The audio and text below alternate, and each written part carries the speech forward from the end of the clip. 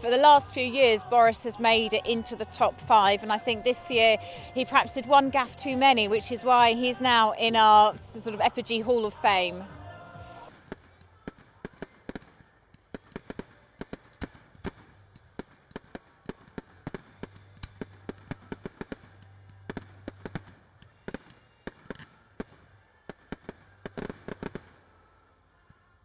We have invited him, of course, because we have a beautiful giant red button that he's welcome to press to start all the fireworks for tonight. But we haven't heard back from him. But I'm sure he appreciates the talent that's gone into making an 11-metre effigy of him.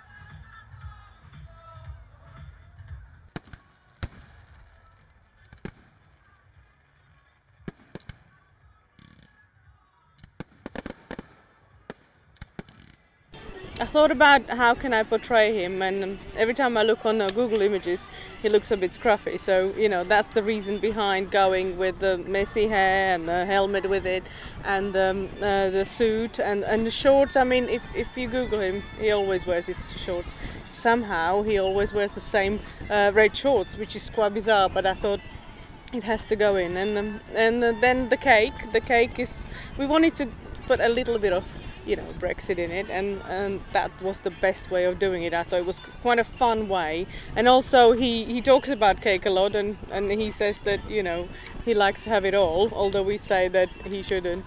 Yeah, so that's the cake, and then the bus is obviously a reference to his campaign Leave.